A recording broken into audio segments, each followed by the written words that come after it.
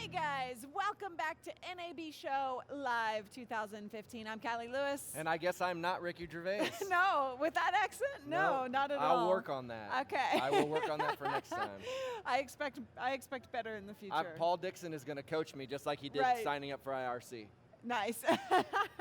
So here at NABShow, we have there's an actual pavilion like specified for drones, and it's the big ordeal here. However, this, I hear, is not a drone. This is a hybrid. Sergey from Fotokite, welcome. Hi, thank you for having me here. What do you mean that's not a drone?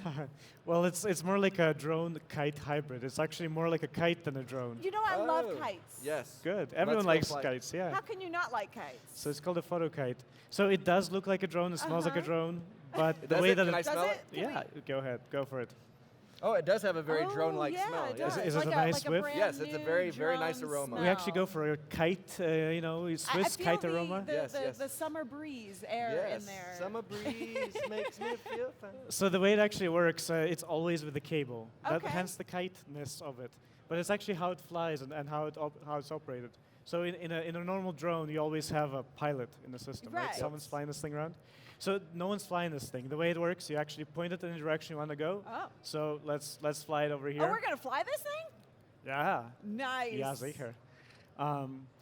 And you just kind of give it a gesture. Okay. And there it uses that as a command to go in that direction. Oh, so now it's going to go and it's going to fly. It's just going to go basically in a straight line? Well, yeah. So what happens is it keeps tension on the cable, and because there's a cable and it can see the forces on the cable, it knows where it is.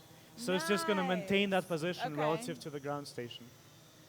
And so, are you able to drive it or change direction with the app? So that's the thing. So once you launch it, we designed this as a journalist tool. You can just launch it and it can sit there. Okay. But yeah, if you actually want to frame the photo, the picture, so we're actually getting a live feed right here. And we can move that around. So I'm just going to steer it, because right now it's just filming the edge of this desk. So we're going to move it around a bit. Can you try and... Yeah, I'm just going to frame you guys. There we go. Okay. So, we want him to have full control if he has to keep it facing toward him. I know. It's a little tricky, right? So what are the dots that we're seeing here on the That's essentially you touch that, and that's how you move it around. Okay. So for example, I can also tell it to go a bit further. Oh. Just to have a bit of a more interesting shot. So here we are. You could actually use it as one of these cameras that's filming us right now. It's streaming live 1080p video uncompressed. Nice. And it's really a Steadicam ready to go. That is awesome. So who's this most useful for? You said it's a journalist cam almost. Yeah, we came here, trying to make a tool that's really useful in the field, and for people that want to go beyond the the drone, not drone discussion, just get the aerial shot. Yeah. In a very reliable way.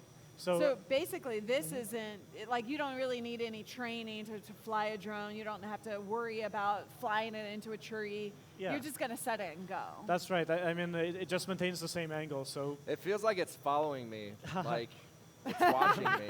It's looking right at me. What happens is actually it follows the ground station. So if you actually walk around with this, then it's your own personal flying Steadicam. Nice. How much does that weigh? This weighs about 2 kilos. What is that in pounds? 10 pounds, maybe, let's say? Maybe Paul can help us in here. The important thing is, since you have the cable, people feel safe around this thing. So you can physically guarantee that people are not going to be hurt by this thing. And also it solves the accountability issue. Yeah, absolutely. And so how long can it fly? That's another nice thing. So it's actually getting power from the ground, from here. Through the cable. So for shows like this, we actually plug it into the wall. Oh, so then that question sort of becomes irrelevant. Okay, so you could just go for all day long if you wanted to. Yeah, usually fly let's for half capture an hour. a photo. It's actually recording us right now. Oh, it's all video. Oh, yeah. Hi, Mom. I don't know how I feel about that. We're only on camera, I'm like on video 5 all cameras day. here. Yeah, exactly. Yeah. So, but you can you, is that a GoPro or is it? So the imager is a GoPro, but actually what we do is we grab the HDMI output and we stream the uncompressed 1080p. Oh, sorry, yeah, okay. Stream to the ground. Will my iPhone 6 Plus go in there? Maybe one day. So how much are we looking at for the kit? Yeah, the kit that we brought here, it's sort of in low volume production, and there's quite a line already for it. It goes for $10,000. Oh wow, okay. So we're actually, it's a Swiss startup. We're based in Zurich, Switzerland. Oh, nice. It's a very interesting place to be because privacy is a huge concern there. So this is kind of an attempt to bring a fresh perspective to this whole aerial photography question. Okay. I like the idea of not having to worry about keeping it, one, keeping it powered, two, keeping it under control. I can leave this and I can do my thing if I want to do jumping jacks or whatever because people want to see that. Then you just have kind of a one-man band kind of show going on. It's like your own crane or jet. Exactly. And you can control. So we can do like more of an orbit shot right here. I'm just going to move it over here to the right. You can you have the full control. This is actually pretty fun. You get this like really 3D effect. So I'm just going to move it down again. And then I'm going to do like a pan-in shot. We have a lot of fun just like playing around with what we can do with this thing in different places. So it's got 4 propellers. So are you getting audio from the GoPro? Is it going to pick up that propeller noise? Yeah, actually we do get the audio down, but it sounds like zzz. Yeah, okay. So it's not very interesting. But usually you'd use it with a separate mic on the ground, like for mobile journals. Yeah, absolutely. A question that everyone asks is what happens if you cut the cable?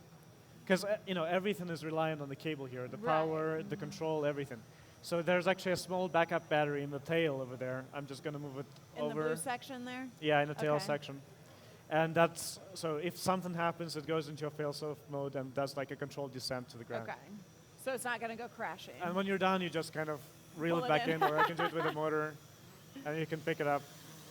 Nice. Do you want to try launching it, actually?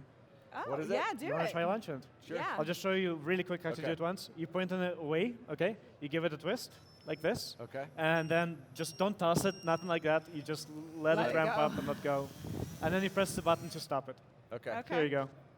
All right, David is going to maybe hopefully be better at flying a Fotokite than doing a British accent. Exactly. Yeah, you got it. You Perfect. got it already. And just smooth motions. It's your friend. It's here to help. Nice. Oh. Wow. That was a pretty fast release, but that's fine. It was but I'm actually supposed to hold the cord as I'm doing that, I guess. Yeah, you want to do like a Okay. smooth release. Okay. It's all good. It's quite a robust system. We've spent a lot of time. Because people are going to do just that. Exactly, yeah. I mean, the other thing is people often ask what happens if the propeller hits you. So we made this very deliberate design decision. So we use these plastic propellers. So it's not really going to hurt too bad. They're not very efficient, but you can stick your fingers in it. Oh, okay. I mean, it's not the nicest feeling Right, in the world, right. Sure. but there's no blood. That's important. I mean, There's no blood. This is a big thing. I mean, especially as they get bigger, the propellers have to get bigger, and it's quite a dangerous situation. Right, it can be, yeah. So this is really optimized for every single gram or every single whatever the imperial unit is to get it as lightweight as possible, because we want this to be as safe as possible. Okay. Well, awesome. I like it. The mixture between drones and kites. So we are gonna. I would love to try that out. I mean, that sounds. Where can everybody right find now, you? Yeah.